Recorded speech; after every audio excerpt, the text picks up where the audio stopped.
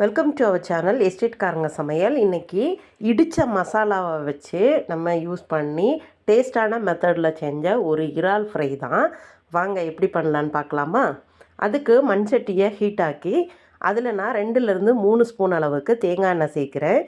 Oil heat ஆனதும் நான் அதில் சதைச்ச இஞ்சி, சதைச்ச வெள்ளைப்பூடு இதை சேர்க்குறேன். இதை நல்லா ஃப்ரை பண்ணிக்கலாம். அதாவது இதோட பச்சை மணம் போகிற அளவை தாண்டி லைட்டாக மொறுமொறுன்னு வர்ற அளவுக்கு ஃப்ரை பண்ணிக்கோங்க. கருக விட்டுறாதீங்க. நல்லா கிண்டி விட்டுக்கலாம்.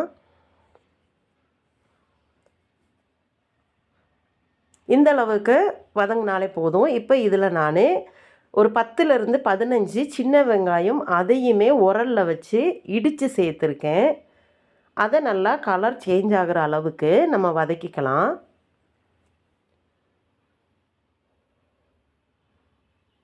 இப்போது பகுதி அளவுக்கு வெங்காயம் குக் ஆயிடுச்சு.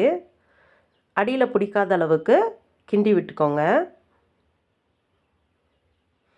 இப்போ இதில் நான் ஒரு 3 சின்ன பச்சை மிளகாவும் 2 தண்டு கருவேப்பிலையும் சேர்த்துக்கிறேன். வெங்காயத்தோடு சேர்ந்து இந்த கருவேப்பிலையும் பச்சை மிளகாவுமே நல்லா குக் ஆகட்டும். நல்லா வதக்கி விட்டுக்கோங்க. மண் பாத்திரம் ஃபஸ்ட்டு ஹீட் ஆகிற அளவுக்கு மட்டும்தான் ஃப்ளேம் குறைவாக இருக்கும். ஒன்ஸ் ஹீட் ஆயிடுச்சுனாலே நமக்கு மண் பாத்திரத்தில் நல்ல ஹீட்டு நிற்கும்.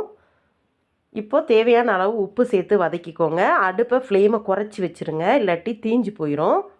ஏன்னா நம்ம ஃபஸ்ட்டே இடித்த இஞ்சியும் பூண்டும் சேர்த்துருக்கோம். அதனால் ஃப்ளேமை குறைச்சி வச்சே நீங்கள் நல்லா வெங்காயத்தோட 3/4 பாகம் குக் ஆகிற அளவுக்கு நல்லா வதக்கிக்கோங்க. இப்போ 3/4 பாகத்துக்கு அளவு வெங்காயம் நல்லா குக் ஆயிருச்சு. இப்போ நம்ம ஒவ்வொன்றா அதோட மசாலாலாம் ஆட் பண்ணிக்கலாம். 1/4 டீஸ்பூன் மஞ்சள் பொடி, 1/2 ஸ்பூன் அளவுக்கு மிளகுத்தூள் சேர்த்துருக்கேன். க்ரஷ் பண்ணி வச்ச 5லேருந்து 6 வரைக்கான வற்றல் மிளகு இதில் சேர்த்துக்கோங்க. காரத்துக்கு தகுந்த மாதிரி நீங்கள் எடுத்துக்கோங்க. நான் இன்றைக்கி எடுக்கிறது காரம் அவ்வளோவா இல்லை. ஆல்ரெடி நான் 3 பச்சை மிளகா வேறு ஆட் பண்ணியிருக்கேன். அதனால தான் நான் 5 வரமிளகாய் எடுத்து க்ரஷ் பண்ணி சேர்த்துருக்கேன். இந்த வரமிளகாவோட கலர் உங்களுக்கு போதுமானதாக இருந்துச்சு, காரம் போதுமானதாக இருந்துச்சுன்னா ஓகே. அப்படி இல்லாட்டி கொஞ்சமாக ஒரு 1/2 ஸ்பூன் அளவுக்கு காஷ்மீரி சில்லி கலருக்காக சேர்த்துக்கோங்க. சேர்க்கும்போது இன்னும் கூட கலர் கொஞ்சம் நமக்கு நல்லா தெரியும். காரம் அதிகமாக இருக்கிற மாதிரி ஒரு ரெட் கலரில் அந்த மாதிரி தெரியும். குறைவாக தான் சேர்த்துருக்கேன், அதனால் பிரச்சனை ஒன்றும் இல்லை. உங்களுக்கு விருப்பம் இல்லாட்டி நீங்கள் இதை ஸ்கிப் பண்ணிடலாம். இப்போது க்ளீன் பண்ணி எடுத்து வச்சுருக்க இறால் இதோடு நம்ம சேர்த்துக்க போகிறோம். மேக்ஸிமம் இறால் 6லேருந்து 7 நிமிஷம் குக் ஆனாலே போதும். இப்போ நம்ம 1 நிமிஷம் அளவுக்கு இதை நல்லா, அதாவது 1 நிமிஷம் கூட தேவையில்லை, நல்லா மசாலா மிக்ஸ் ஆகிற அளவுக்கு நல்லா பெரட்டி விட்டுக்கோங்க.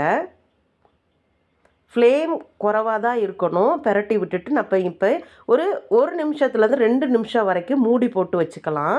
ஏன்னா நம்ம ஆயில் குறைவாக யூஸ் பண்ணியிருக்கிறதுனால தான் அந்த மூடி போட்டு அந்த ஆவியிலே நம்ம குக் பண்ண வைக்க போகிறோம். இப்போது கிட்டத்தட்ட ஒரு 3 நிமிஷம்லாம் கம்ப்ளீட் ஆயிடுச்சு. திரும்ப பெரட்டி விட்டு திரும்பியும் கொஞ்ச நேரம் நம்ம மூடி போட்டு வைக்க போகிறோம். மூடி போட்டு வச்சா என்ன நடக்கும் அப்படிங்கிறத இப்போ நம்ம மூடி போட்டு வச்சுட்டு எடுக்கும்போது அதோட ரிசல்ட் உங்களுக்கு நல்லாவே தெரியும். பெரட்டி விட்டாச்சு. அந்த மசாலாலாம் அந்த இறால் மேலே நல்லா இருக்கிற மாதிரி வச்சுட்டு நம்ம இப்போது மூடி போட்டு வச்சுக்கலாம்.